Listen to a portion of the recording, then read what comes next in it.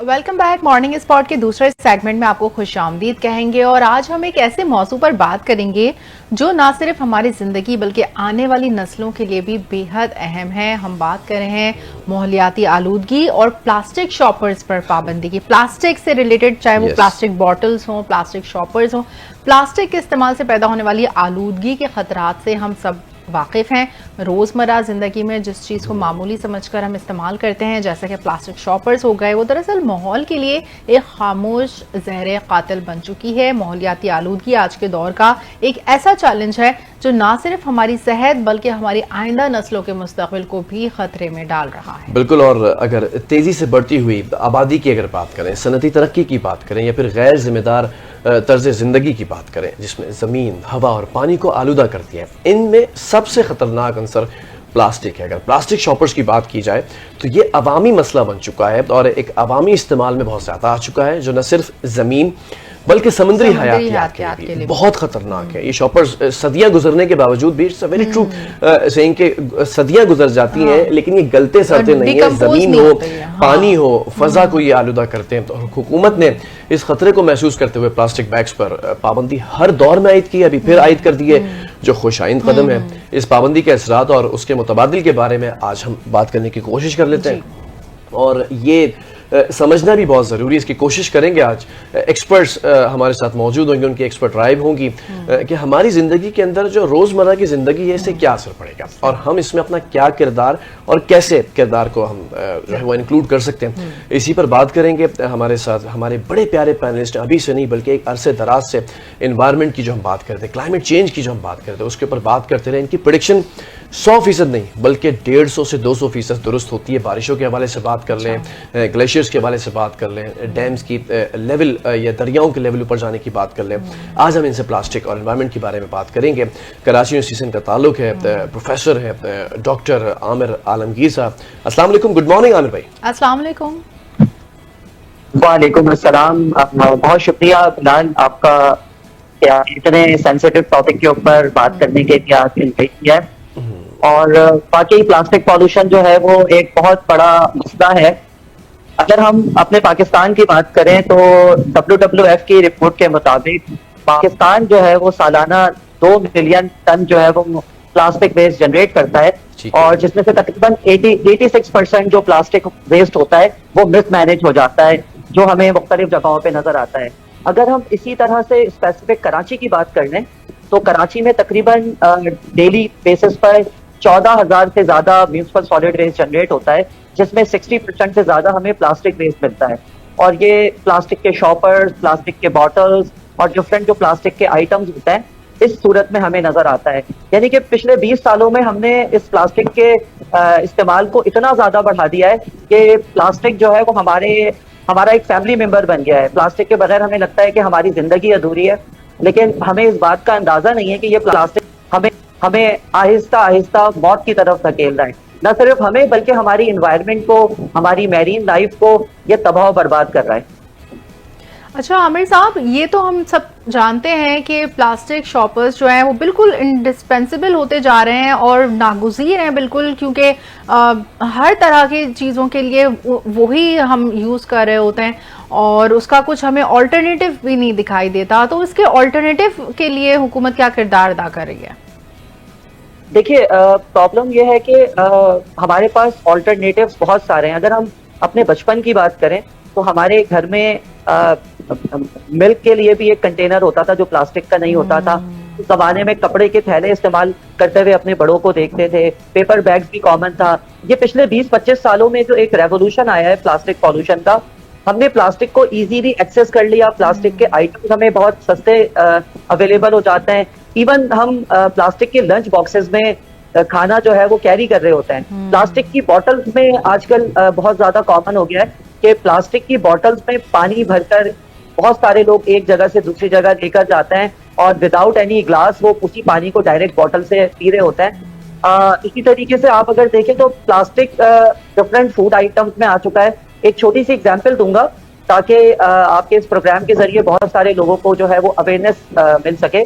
देखिए, हम जो खाने पीने की चीजें लेकर आते हैं, चाहे वो मिल्क की शक्ल में हो, चाहे वो बिरयानी, कोरमा या इस तरह के कोई आइटम्स हो जो हम प्लास्टिक की थैली में लेकर आते हैं, देखिए जब ये खाना जो भी इसमें होता है जो गर्म होता है वो इस प्लास्टिक के केमिकल के साथ रिएक्शन करता है जिसको हम केमिकल लीचिंग कहते हैं, और इसके नतीजे में बहुत सारे हैजर्डस पॉल्यूटेंट आपके फूड में शामिल हो जाते हैं जिसमें डाइऑक्सिन्स है, फ्यूरॉन्स हैं, जो अल्टीमेटली कैंसर का बाइस बनते हैं। इसी तरीके से हो सकता है कि कुछ टाइम के बाद हम और आप इस चीज के ऊपर भी गुफ्तगू कर रहे हो जिसका नाम है माइक्रोप्लास्टिक।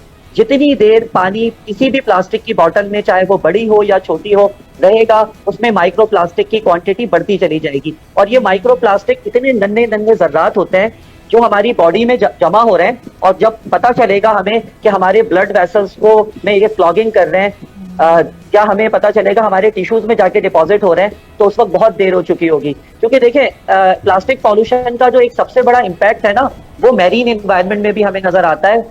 आप अगर बहुत सारी रिसर्चेज और स्टडीज को अगर सर्च करें तो आपको पता ये चलेगा कि बहुत सारी टर्टल की स्पीशीज, बहुत सारी फिश की स्पीशीज जो है वो हमें कोस्ट पे मुर्दा हालत में पाई गई, और जब उनको काट कर उनकी क्रॉस सेक्शन की गई तो उनके अंदर से बहुत सारे प्लास्टिक के जर्रात मिले। तो इसी तरीके से मैं इस तरफ भी इशारा करना चाहूंगा कि हम जो सी फूड खा रहे हैं, हो सकता है कि सी फूड के जरिए भी हमारी बॉडी में बहुत सारा प्लास्टिक जो है वो इंटर हो रहा है। तो अब इसके लिए जो हिफाजती इकदाम करने की जरूरत है, देखिए सिंध गवर्नमेंट ने बहुत अच्छा स्टेप लिया है। सिंध एनवायरमेंटल प्रोटेक्शन एजेंसी में जो वकार हुसैन फुलपोटो साहब है, उन्होंने 15 जून 2025 को प्लास्टिक की थैलियों पे पाबंदी लगाकर एक बार फिर एक बहुत अच्छा एनवायरमेंट फ्रेंडली होने का सबूत दिया है। मैं ये समझता हूँ कि गवर्नमेंट की पाबंदी लगाने से ये चीजें उस वक्त तक कंट्रोल नहीं होगी जब तक एक आम आदमी को इसके बारे में अवेयरनेस नहीं होगी। क्योंकि आज भी मुझे प्लास्टिक के शॉपर्स बहुत सारी जगहों पे बिकते हुए भी नजर आते हैं और लोग उसमें सामान लेके आ रहे होते हैं।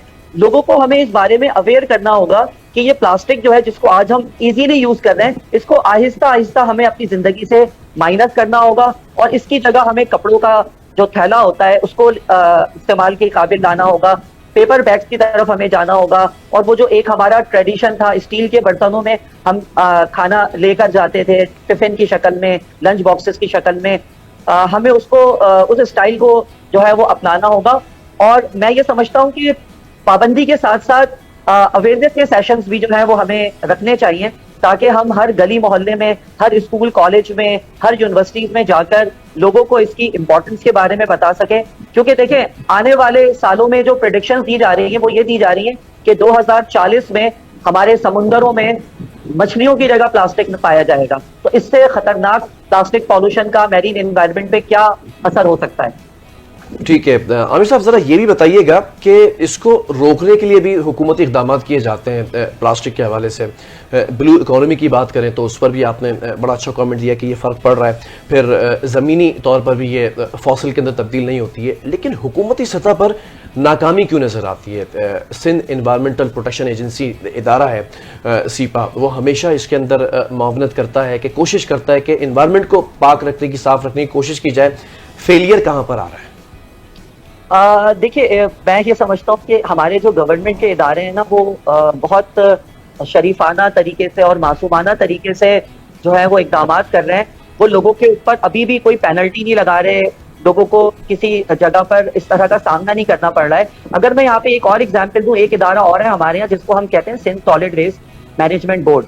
अगर आप उनसे अगर आप डिस्कशन करें तो सबसे ज्यादा जो प्रॉब्लम होती है वो ये होती है कि हमारे यहाँ जो लोग हैं उनको कचरा जो है ना वो डस्टबिन में डालने की आदत नहीं है। अगर हम उनको ये कहें कि हमें आप सेग्रीगेशन ऑफ वेस्ट की तरफ अगर हम उनको लेके जाएं कि अगर हम पेपर वेस्ट अलग कर लें, प्लास्टिक वेस्ट अलग कर लें, तो हमारे पास कोई सॉलिड वेस्ट बचता ही नहीं है। और अगर लोगों को इस बारे में अवेयर किया जाए कि ये भी एक स्मार्ट बिजनेस है कि आप प्लास्टिक वेस्ट को और दीगर जो सॉलिड वेस्ट है उसको जमा करके आप अगर सेल आउट करें तो उससे आप एक इकोनॉमी जो है वो जनरेट कर सकते हैं। Sindh solid waste management board ने इसमें मुख्तलिफ डिस्ट्रिक्ट्स में, मुख्तलिफ टाउन्स में जाके इस तरह के अवेयरनेस सेशंस किए हैं। लेकिन प्रॉब्लम जो है वो हम शहरियों के अंदर है। हम चीजों को लर्न करने के बाद अनलर्न कर देते हैं कि बस ऐसे ही है, ये चीजें चल रही हैं। हमें ये सोचना चाहिए कि हम सस्टेनेबिलिटी की बात करते हैं, क्या उस सस्टेनेबिलिटी की डेफिनेशन में हमें ये नजर आता है कि कल प्लास्टिक वेस्ट जब बढ़ जाएगा तो हम अपने आने वाली जनरेशन को किस हालत में देखेंगे? क्या वो फिजिकली और मेंटली हेल्थी होंगे? क्योंकि उनके अंदर जो प्लास्टिक के जो भी इम्प्यूरिटीज जमा हो रही हैं, जो भी माइक्रो प्लास्टिक जमा हो रहा है, वो फ्यूचर में उनको डिफरेंट बीमारियों में मुब्तला करके बिल्कुल उनको नाकारा कर देगा। तो हमें इसके लिए सोशल मीडिया प्लेटफॉर्म्स और यूथ को इस्तेमाल करना चाहिए। हमें हर लेवल पर जाकर गवर्नमेंट के साथ भी और जो भी प्राइवेट एनजीओज हैं, जो भी इदारे हैं, हमें उनके साथ और इंडिविजुअल लेवल पर भी हमें खुद से ये काम करना होगा। हमें इस चीज का इंतजार नहीं करना चाहिए कि गवर्नमेंट जो है वो हमारे ऊपर पाबंदी लगाए, हमारे ऊपर जो है वो पेनल्टीज करे, फिर एक ये नया इशू शुरू हो जाएगा कि गवर्नमेंट जो है वो इस चीज के ऊपर हमारे ऊपर पेनल्टीज लगा रही है। तो मैं ये समझता हूँ कि इस इक़दाम को करने की जरूरत है और जितने भी कराची में सुपर स्टोर्स हैं और छोटी बड़ी दुकानें हैं, मैं समझता हूँ कि उनको ये स्ट्रिक्ट एक्शन लेना चाहिए कि वो लोगों को कह दें कि आप अपने घर से अगर कपड़े का थैला लेकर आएंगे तो हम आपको सौदा देंगे, अदरवाइज हम आपको सौदा जो है वो नहीं देंगे। सही है, और ये इम्प्लीमेंट भी होना चाहिए। अच्छा डॉक्टर आमिर, हुकूमत पंजाब में मरियम नवाज की जानिब से ये बहुत अच्छा इनिशिएटिव लिया गया कि वो प्लास्टिक बॉटल्स को रिसाइकिल करना पे इंसेंटिव दिया जा रहा होता है, तो इससे लोगों को मोटिवेशन मिलती है और वो जाकर उस इंसेंटिव की खातिर वो प्लास्टिक बॉटल्स को जाके रिसाइकिल बिन में डाल देते हैं, और इस तरह से वो एक तो जगह जगह कचरा भी नहीं होता, और दूसरा ये कि उनको इस तरह से एक मोटिवेशन मिलती है, इंसेंटिव भी मिलता है। तो इस तरह से इक़दाम करने चाहिए हुकूमत सिंध को भी। जी बिल्कुल, हम रीयूज, रिड्यूस और रिसाइकलिंग की तरफ अगर ज्यादा तवज्जो दें तो हम, जैसा कि मैंने बताया कि हम इससे इकोनॉमी भी जनरेट कर सकते हैं। मैं अक्सर अपने स्टूडेंट्स को जब सॉलिड वेस्ट पढ़ाता हूं तो मैं ये उनको एग्जाम्पल देता हूं कि अगर हम कराची में प्लास्टिक की बॉटल्स कलेक्ट करना शुरू कर दें और उसको सेल आउट कर लें तो हम जो है अपने सेमेस्टर की फीस जो है वो उससे जनरेट कर सकते हैं। तो मैं समझता हूँ कि ये स्मार्ट बिजनेस है, लोगों को अभी इस चीज के बारे में अवेयरनेस देने की जरूरत है। अभी कुछ टाइम पहले मैंने लाहौर में बड़ी अच्छी प्रैक्टिस देखी कि छोटी छोटी सी जो है वो सेटअप लगाए गए कि आप प्लास्टिक की बॉटल्स को मशीन में डाल दें और उसके बदले में आपको जो है वो पैसे मिलते हैं। तो मैं ये समझता हूँ कि ये जो सॉफ्ट ड्रिंक्स और डिफरेंट टाइप्स की जो ड्रिंक्स हैं, इसका जो पुराना वाला दौर था जिसमें हमें ग्लास की बॉटल्स मिलती थी, उस तरफ हमें जाना चाहिए और लोगों को रीयूज, रिड्यूस और रिसाइकलिंग की तरफ जो है वो बहुत ज्यादा तवज्जो देने की जरूरत है। लेकिन उसके साथ साथ सेग्रीगेशन ऑफ वेस्ट की तरफ भी मैं समझता हूँ कि हुकूमती सतह पर भी और इंडिविजुअल लेवल्स पर भी जो है हमें अवेयरनेस और एजुकेशन देने की जरूरत है, तभी हमारे सामने कुछ पॉजिटिव एग्जाम्पल सेट होंगी। अदरवाइज हम इतना इस प्लास्टिक पॉल्यूशन को वर्स कर चुके हैं कि आने वाले दिनों में हमें हर जगह प्लास्टिक ही नजर आएगा, जो कि अभी भी हमें मुख्तलिफ कचरा कुटीज में नजर आता है। आमिर साहब, जरा ब्लू इकोनॉमी के ऊपर भी जरा आइएगा। प्लास्टिक की बात की, हमने देखा कि जो समुद्री हयातियात है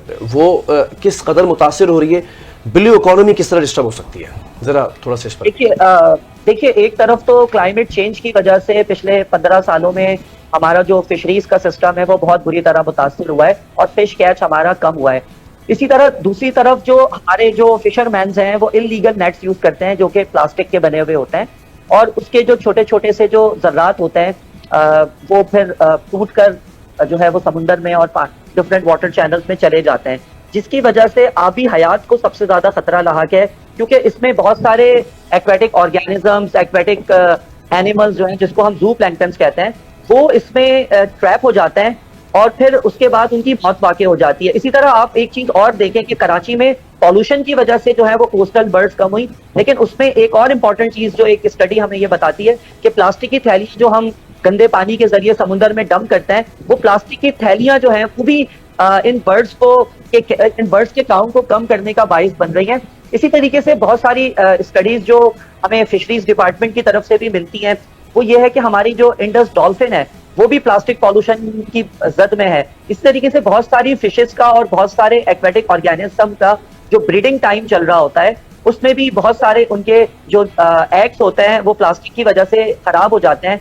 तो मैं ये समझता हूँ कि पाकिस्तान की जो ये एक इकोनॉमी है इसको बहुत शदीद खतरा लाक है। अभी गुज़िश्ता दिनों में मैंग्रोव एरिया, ये जो हमारे रेडी क्रीक का जो मैंग्रोव एरिया है, यहाँ पे मैं कुछ स्टूडेंट्स के साथ सैम्पलिंग के लिए गया हुआ था, तो मुझे इंतहाई हैरानगी हुई कि हमारा जो वेस्ट है वो इन मैंग्रोव एरिया तक तो पहुंच रहा था, लेकिन वहां पर प्लास्टिक की थैलियां हमें इतनी नजर आ रही थी जो कि इसी वेस्ट के जरिए वहां पे जमा होना शुरू होती हैं। तो फ्यूचर में जो हमारे जो मैंग्रोव का इकोसिस्टम है वो भी हमें डिस्टर्ब होता हुआ नजर आ रहा है, और जिसका डायरेक्ट और इनडायरेक्ट जो ताल्लुक है वो हमारे एक्वेटिक ऑर्गेनिजम्स के ऊपर होगा, हमारे फिश कैच के ऊपर होगा, हमारे प्रॉन्स और क्रैब्स के ऊपर होगा। अच्छा डॉक्टर आमिर, आपने जैसे कि बताया कि हमें ऑल्टरनेटिव की तरफ जाना चाहिए, तो जो प्लास्टिक शॉपर्स और प्लास्टिक बॉटल्स हैं, क्योंकि वो एक कन्वीनियंस हैं, वो कोई भी अपने घर से बर्तन लेकर आकर दूध नहीं खरीदेगा, ना ही मतलब ये हर कोई आसानी ही का रास्ता इख्तियार करना चाहता है और ईजिली बस कैरी कर ले। तो इसकी जगह अगर प्लास्टिक शॉपर्स की जगह और प्लास्टिक बॉटल्स की जगह जैसे वेजिटेबल से मैंने सुना था कि एक वक्त में उसके वेस्ट से प्लास्टिक शॉपर्स बनना शुरू हो गए, तो इस तरह एनवायरमेंटल फ्रेंडली अगर किसी चीज से हम शॉपर्स बना रहे हैं और वो इजीली डिकम्पोज भी हो सकें ताकि वो एनवायरमेंट के लिए हैजार्डस ना हो, तो इस तरह की कोई चीज क्यों नहीं हम शुरू करते हैं? देखिए, बहुत अच्छी आपने बात की। बहुत सारे जगहों पे हमें ऐसा नजर आता है कि बायोडिग्रेडेबल प्लास्टिक बैग्स हमें नजर आते हैं, और कुछ प्लेसेस ऐसी होती है जहाँ पे वाकई में बायोडिग्रेडेबल प्लास्टिक जो है वो हमें बिकता हुआ और इस्तेमाल होता हुआ नजर आता है। लेकिन बहुत सारे ऐसे पॉइंट्स भी मैंने देखे हैं कि जिस थैले के ऊपर सिर्फ प्रिंट कर दिया जाता है कि ये बायोडिग्रेडेबल है। तो मैं समझता हूँ कि एक मॉनिटरिंग का सिस्टम भी होना चाहिए, और बायोडिग्रेडेबल प्लास्टिक जो मैन्युफैक्चरिंग इंडस्ट्रीज है उनको प्रमोट करने की जरूरत है, क्योंकि अब जो एक हमें आदत हमारी जो बिगड़ चुकी है, इस आदत को ठीक करने में भी तो हमें टाइम लगेगा। तो मैं समझता हूँ कि बायोडिग्रेडेबल बैग्स भी एक ऑल्टरनेट ऑप्शन हो सकता है, लेकिन मैं समझता हूँ कि इससे भी ज्यादा इफेक्टिव ये होगा कि हम जो हैंड बैग्स हैं, जो कपड़ों के थैले होते हैं, जो इस तरह के पेपर बैग्स होते हैं, इसको हम ज्यादा से ज्यादा प्रमोट करें, और हमें अपनी हैबिट को थोड़ा सा ठीक करना होगा। हमने जो एक अपना स्टाइल बना लिया है, जिसको हम शायद स्टाइल समझते हैं, कि हम प्लास्टिक के कप्स में चाय पी रहे हैं, प्लास्टिक के किसी भी बर्तन में आप कोई गर्म चीज पीना शुरू कर दें, मैं ये बात गारंटी से कह रहा हूँ, ये रिसर्च मौजूद है कि आप प्लास्टिक के कप्स में चाय पीना शुरू कर दें, आपको 1 साल के अंदर किसी ना किसी किस्म का कैंसर डायग्नोस हो जाएगा। मैं अपनी सराउंडिंग में देखता हूँ, बहुत सारे होटल्स में अभी एक फैशन बन गया है कि छोटे छोटे से प्लास्टिक के जो है वो कप्स इंट्रोड्यूस करा दिए गए, और बहुत सारे बेचारे जो गरीब मजदूर लोग होते हैं और जो लोग होते हैं, इवन पढ़े लिखे लोगों को भी मैंने देखा है, वो प्लास्टिक के कप्स में जो है वो चाय और इस तरह की कोई चीज में इस तरह से दी जा रही होती है चाय, बहुत सारे ऑफिसेस में। तो मैं समझता हूँ कि इसको ठीक करने की जरूरत है। बहरहाल बहुत शुक्रिया, डॉक्टर आमिर आलमगीर हमारे साथ मौजूद थे, और जिस तरह से प्लास्टिक इंतहाई मुज़र हो चुकी है इस माहौल के लिए, उस पर डिस्कशन हो रहा था। एक छोटे से ब्रेक की तरफ जा रहे हैं, जब ब्रेक से वापस आएंगे तो सीपा के नुमाइंदगान या फिर फॉर्मर सीपा नुमाइंदगान से बात करने की कोशिश करेंगे कि सिंध इन्वायरमेंटल प्रोटेक्शन एजेंसी का असल बेसिकली है काम क्या है। Stay with us.